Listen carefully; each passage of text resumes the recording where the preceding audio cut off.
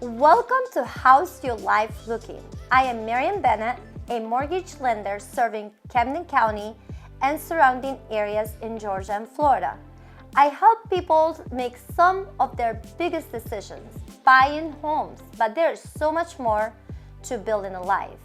I like to bring on some of the most amazing professionals that I meet on a daily basis, and we discuss everything from mental health to managing finances, empowering you for life's decisions to help you design the life you want.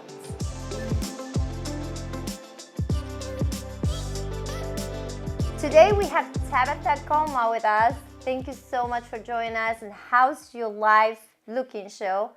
It was an honor to meet you in one of Jack's RIA's meeting a couple months ago, and we shared a conversation, professional, and you were so much fun. And then we ran to each other in Miami.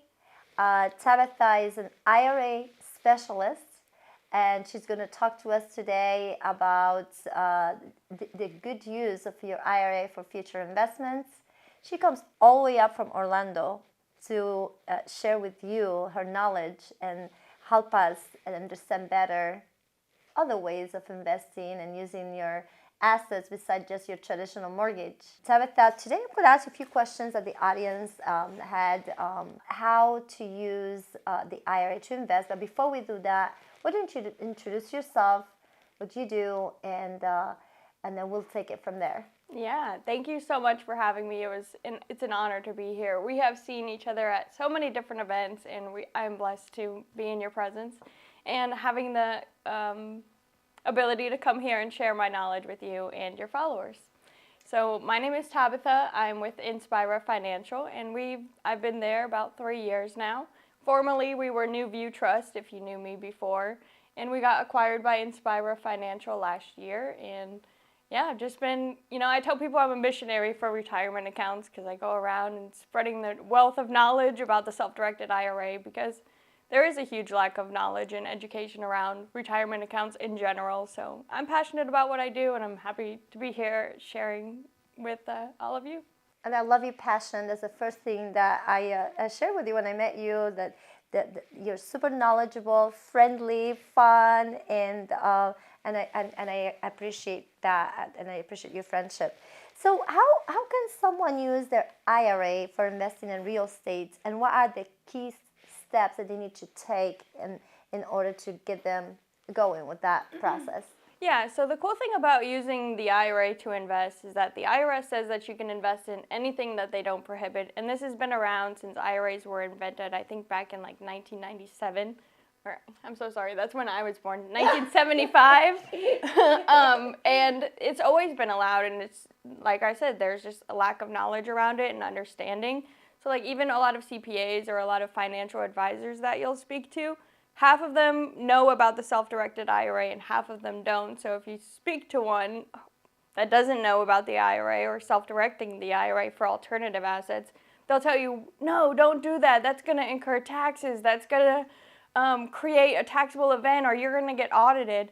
And that's just the furthest thing from the truth. So happy here to be, setting the line straight about how to use the self-directed IRA. It's very simple. First, you would set up the IRA with us, just as any other IRA. An IRA is an IRA. Self-directed is just a marketing term.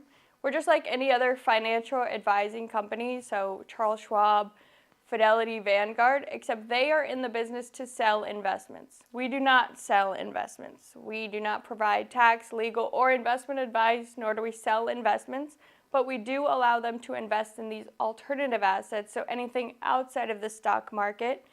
So like Charles Schwab, they focus on traditional assets, so stocks, bonds, and mutual funds. At any time that they set a investment for you or you invest through their company, the top 500 companies that are within the stocks, bonds, and mutual funds are then paying Charles Schwab to then put their assets into these traditional stocks, bonds, and mutual funds. Whereas we don't get paid a commission off what people are investing in, because they're able to invest in anything.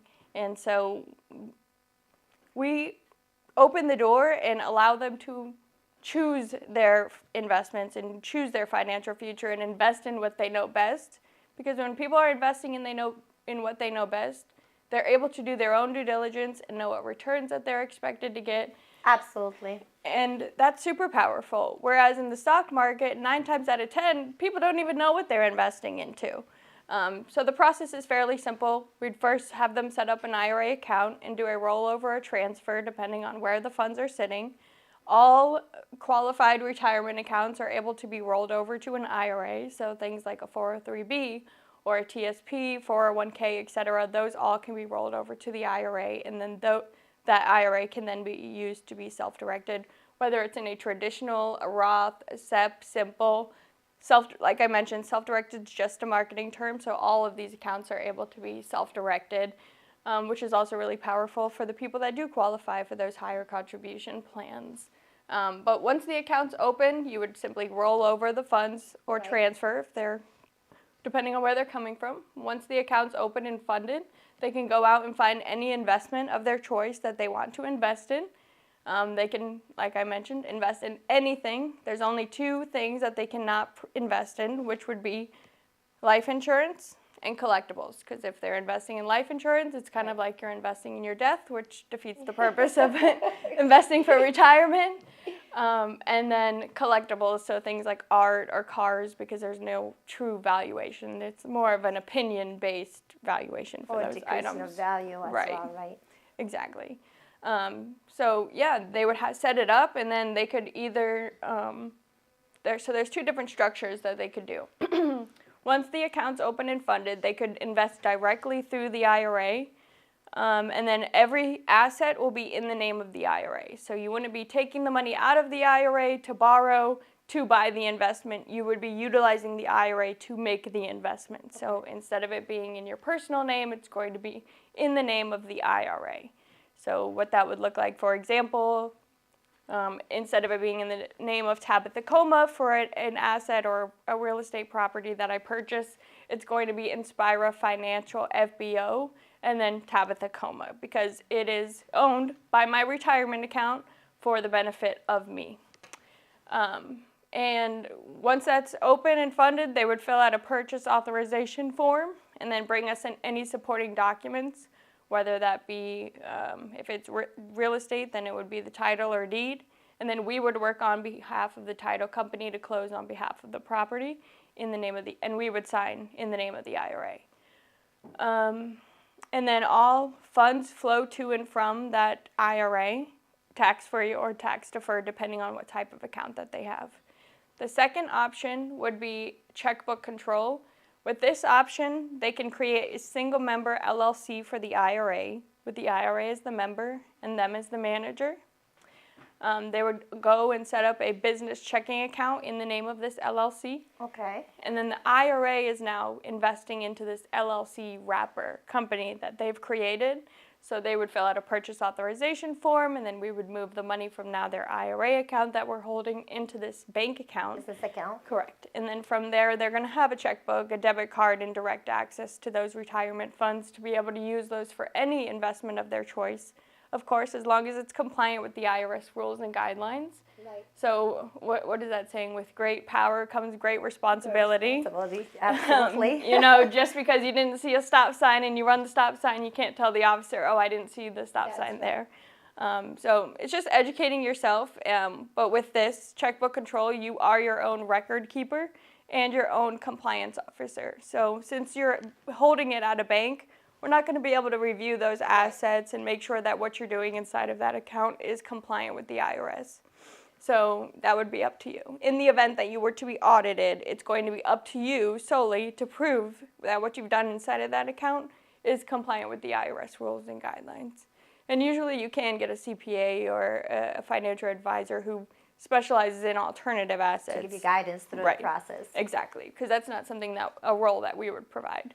But yeah, that's pretty much it. And then if it's in the name of the LLC, when you're making investments, it's going to be in the name of that LLC. If you don't want your name being on the title or deed and you would rather it be in the name of an LLC, then that's another option that you have as well. So can you purchase actually a primary home with your self-directed IRA?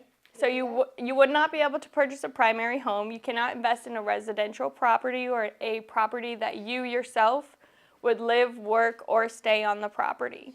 So if the IRA owns even 1% of a property, you wouldn't be able to live, work, or stay, or have any prohibited parties live, work, or stay on the property. So prohibited parties would include yourself, ascending and descending family members, children, and any of their spouses. Non-prohibited would be brothers, sisters, aunts, uncles. Those are not considered prohibited.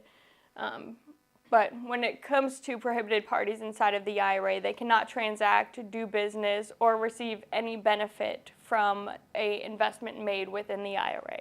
So let's say now that as you know, I do mortgages, and sometimes consumer really wants to use their IRA.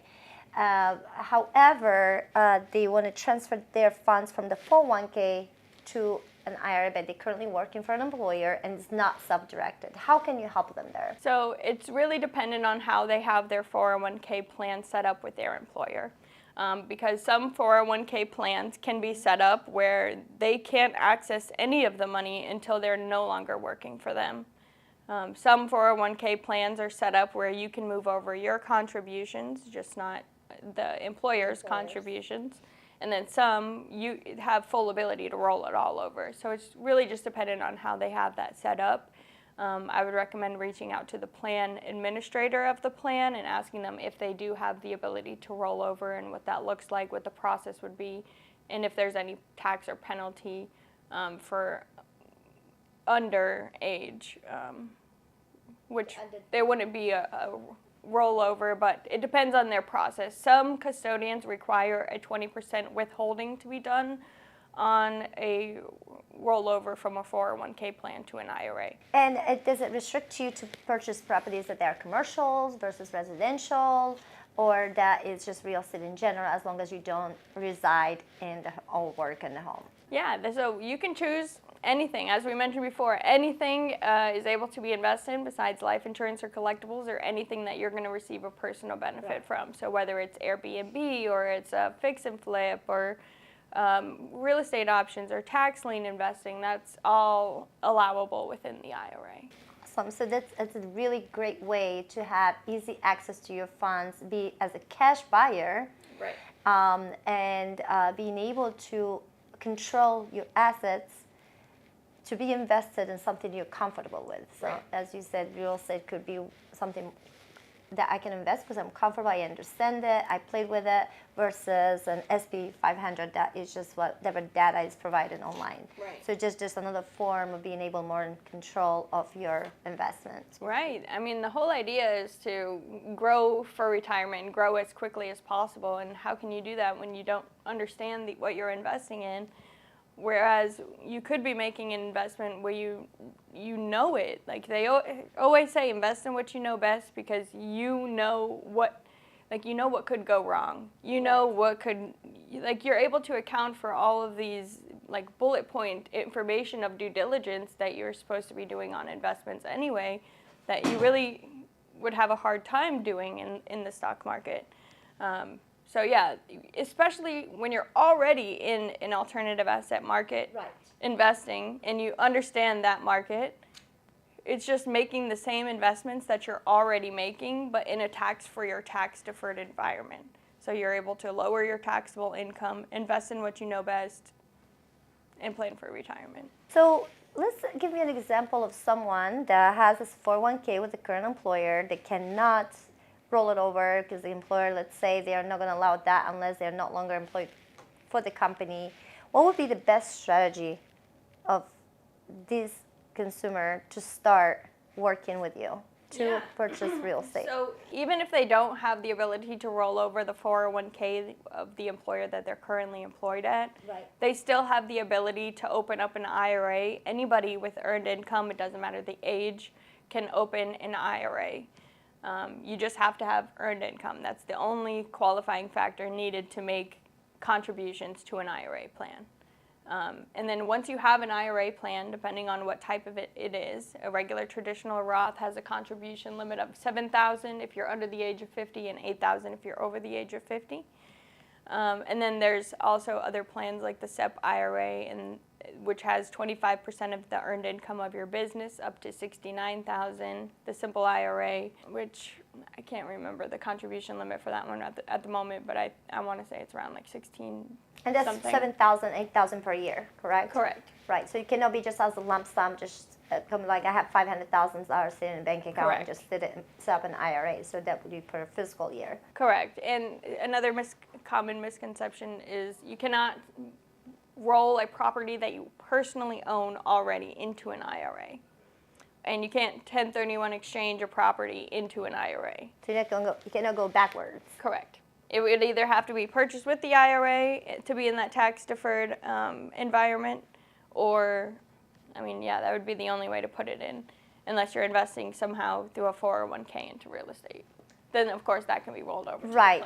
Absolutely. Now, the difference that you said earlier, you mentioned that you can do it either you control the IRA when through your own account as a consumer and have your own checks and just you be responsible for the ins and outs of the IRS rules versus your company handling the transaction. So what will be the pros and cons that you have seen in recent transactions that you have worked with? Yeah, so I would say the biggest thing is time.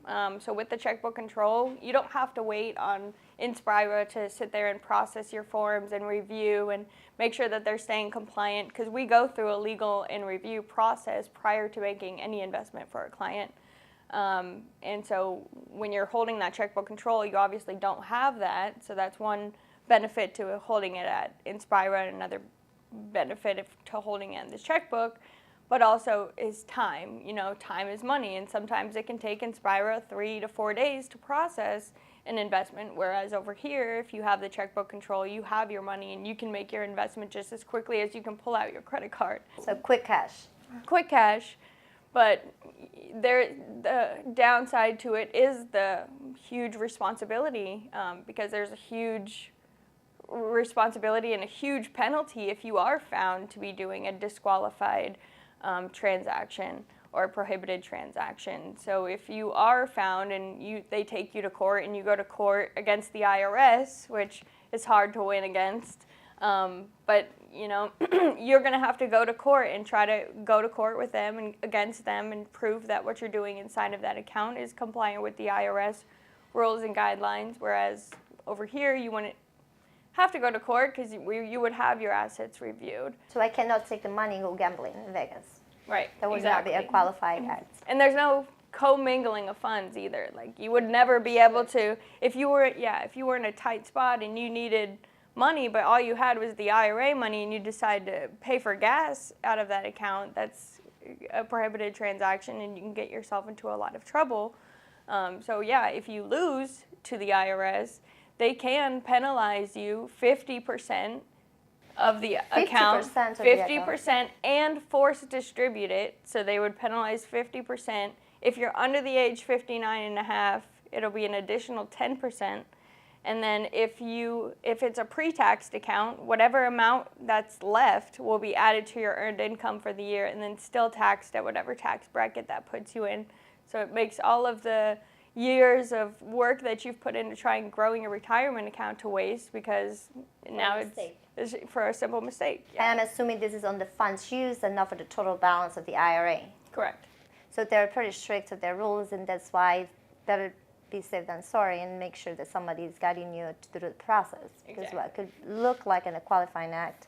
That's awesome. So tell me one thing is, if I do have an IRA set up and let's say it's directed by you guys and everything good, so is it the funds can be used to borrow, be as a lender to someone else, because that will be a return of an investment, and it could be a lender, for example, for the other individual to purchase anything they want at this point. It doesn't have to be real estate, or the borrower will have to purchase only real estate. Yeah, so they're not confined to real estate. They can invest in so many different things, whether it be real estate or precious metals like gold or silver, private equity. That can also be real estate, but that can also be things like oil and gas.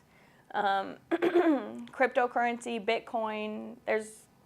Really, the possibilities are endless, and I could literally spend all day listing off the different investments people could do.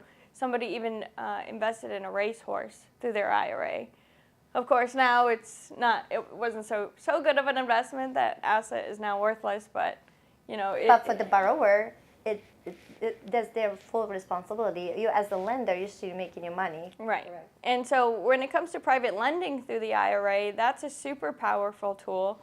And I like to tell people about it, especially people that are in the real estate market, because you're around people all the time who need what? Money. Money. So if you have money that's sitting around stagnant or in the stock market that can be making a better return, then you can say, oh, well, let me loan you the money. And then you become the bank and you are loaning your money on whatever terms you and the borrower agree upon. And the biggest thing about it is you can do secured or unsecured. So if you do it secured, that means you can secure the note by some kind of collateral. Mm-hmm. Usually, like in real estate, if you're loaning, say if I came to you and I was like, oh my God, I bought this rental and I didn't account for the $15,000 roof job that we now need to do, then you can say, okay, I will loan you my $15,000 out of my IRA at whatever percentage you and they agree upon. And then you can say, and I want to collateralize it by the real estate, so in the event that you default on the loan, then I'll be able to put a lien on the property and try to get my money back. And if I can, eventually try to work to foreclose the property, which is super powerful because, as we know, when you're investing in the stock market, if that company ceases to exist, your money ceases to exist. So with the private lending, there's something, a tool at least, to get your money back, no matter what. Is there maximum interest rates that you're allowed to charge the borrower at the time of lending? Yeah, they usually want around market rate. Okay. They don't want you going crazy on somebody and just making a huge unfair advantage. So they have all these stipulations in the IRS code, which I think is very interesting, how they write all this code and law to be interpreted. So it's not like, oh, this is what you can do. It's just, this is what you can't do, and figure out the rest. Yes. So I think that's what gets people into a lot of trouble too. So yeah, just knowing the updates and where everything's at. Things update usually once a year, if not every other year, for the IRA. So hire a professional to keep you out of trouble. Yes, always seek professional help. That's what we try to tell people. And everyone thinks that they can do it alone. And if you can save, if you can, and you know what you're doing, that's awesome. But it can really be a one small mistake that really messes you up. Absolutely, for the rest of your life, because that's your life savings for your future when you're not able to work. Now, you mentioned you do not charge the percentage on the investments. I'm sure you have a compensation to help them through the process. What will the fees look like for a consumer, to have an idea? So the fees are very reasonable. So if you have a account that's lower than $20,000 value, then it's only $200 annually. So that's great for people that are just getting started or have a smaller account. Right. And then once you start getting into like a regular account or our regular fees, it's just a $100 account fee. And then it's $350 if you have an asset. So let's just say you have an IRA account with one property in it. That property is considered one asset. So you'll have $100 for the account and then $350 for that one asset. So it'll be a total of just $450 flat rate fee per year. And then once you start making additional investments and you make an additional property investment, you have two assets now, we're going to charge an additional $100 per asset. I think with a max of 6 per asset that we would charge with the $100 account fee. And it just goes up $100 per asset. That is a very reasonable compensation for, at any level. And unlike in my world, in a forward or reverse mortgage, a reverse mortgage is, there's no payments, and a forward, you do have to have a mortgage payment. By purchasing through your IRA, just like cash, so you don't have the mortgage payment. So you don't have to be paying interest on your assets, right, which is better ROI. Now, how do you, and I'm sure that's got to be some of the financial planning part of it, but how do you evaluate the interest paid and the benefits you have by having a deduction on your taxes versus not having to have any deduction, and you don't have the IRA invested, but you are making the equity on it? How do you evaluate it? Do you have like a tool that you show your customers that we can share maybe in the link below for customers to be able to play with, that show them, okay, well, you'll be saving here, not having to pay interest, you're making equity on these assets, versus you're paying interest, you're having a deduction, and then you also have equity. So is that a tool that you use that you can help customers with to see a clear picture? Yeah, so that is actually interesting. I don't believe that we have something like that, but there is other tool calculators like compound interest calculators that they can use through like Charles Schwab or JP Morgan. We usually point people to go to the Charles Schwab one, but when it comes to taxes, we are completely removed from that. So we would always tell the client, go speak with your CPA, accountant, or whoever is doing your taxes to make sure that you're making the best financial situations for your situation, because that's not something that we're able to look at or what have you. But there is huge, and I'm sure you probably know with the experience that you have, investing personally and then adding that to your earned income and having all of that money be in earned income and then taking deductions is never going to be as good as a tax-free account like a Roth, where everything's just growing completely tax-free, and as long as the funds are in there for 5 years or longer, you can take them out completely tax and penalty-free, which I think is way more powerful than just simply a deduction for the asset. And I agree. I agree with that. I'm a kind of visual person, Right. and that's a great way to go and look at the tool. And sometimes it makes it easier for me to go through customers when I'm like, okay, this is how your saving is. As you know, I'm super interested on investing because I invest myself. Yeah.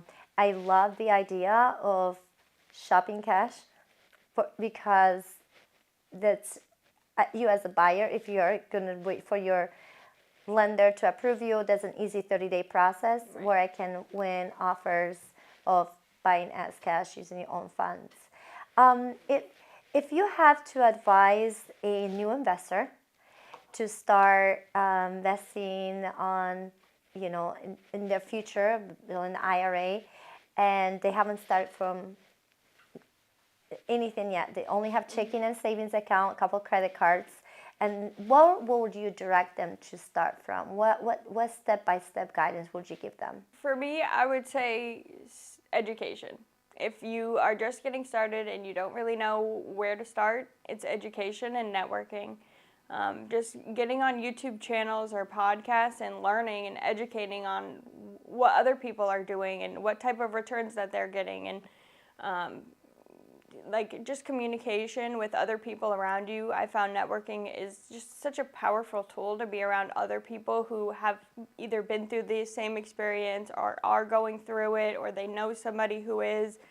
It really connects you to have a network of people who are going through similar things, who are investing in similar things, who are able to point you in the right direction if you don't know where to go, or if, having somebody that can be, like in certain situations, are experts where they're at, and all meeting and working together to bring each other together. I think that is the most powerful thing, because when you're bringing knowledge around to other people who have knowledge that you don't have, and then they're sharing that with other people, that's, the whole idea of why kind of we do what we do and why people love investing in real estate, is because it brings people together. It's powerful. It's so powerful. And then not only do you have this like power personally, but now you cohesively all have this power that you didn't have just being one person. Now, when you come to borrowing the funds,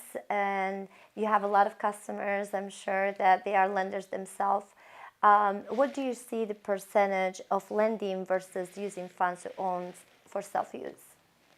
Like meaning like your customers that they have the IRA funds with you, like what is their what percentage of those consumers will go more being a lender to lend their funds to other people versus just purchasing real estate for their own investment?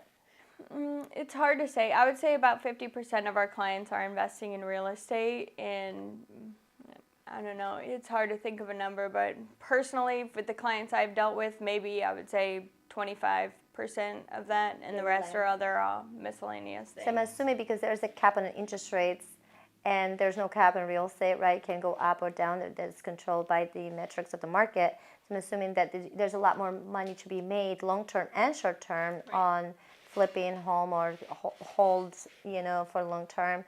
So I'm assuming there's more people going that direction versus just becoming a lender. Right. Well, and it's super important, or I guess beneficial too, for you to be able to invest in real estate or investing in wherever you want, because you can choose where to invest. You can choose how you want that money spent, and you can choose who you're paying. Like, say for example, you invest in a property in a neighborhood that you've loved since you were a child. Right. And you are flipping this house, and you're appreciating the value of this house, which is appreciating the houses of all the other houses around you. And then you're paying local people in the community to, do the work to put, and you're putting money back into the economy. So it's just super powerful to be able to choose what you want to invest in and where you want to invest. But that's amazing. I just want to ask one more thing, is give one advice to people that they are kind of unsure about if it's a great idea or not a good idea for IRA. I know the education is a super important part, but one advice and why they should invest on their IRA to buy real estate or whatever form of investment they choose. I would say taking your financial future into your own hands, and not relying on somebody else to make an investment for you. I hate to say it, but think about the market that we're in, not just in real estate, but our life in general. A financial advisor, he's getting paid to make investments for you. There's two investments that are side by side, and he's going to get paid a commission on this one, or better commission on this one, but you're going to get a better return on this one. Like, honestly, which one do you think that your funds are going to? So I think, just like we said, education, getting out there, listening to other people's stories. I think for me, like when I hear things online or I watch a podcast, I can easily think, oh, that's too good to be true, or that person got lucky. But it's really not. When you're around a bunch of other people who are actively doing it, and you're like, wow, this is possible, this is really powerful. I think that's the biggest thing. So just getting out there, networking, educating, and then just listening to other people, listening to their stories. And take control. That's a great advice. Take control of your future. Stop being a victim and point out fingers. So just educate and take control of your finances. Thank you so much, Tabitha. Thank you so much. And I hope I can get you back here again. Yes. I know you have a busy schedule, but thank you very much for joining us. And how's your life looking? Thanks for tuning in. If you like this chat, share it with someone who might find it useful, whether they need a little life advice or they're ready to start the home buying process. If you or anyone you know are looking to buy a home, I'd love to guide you through the journey. See you next time.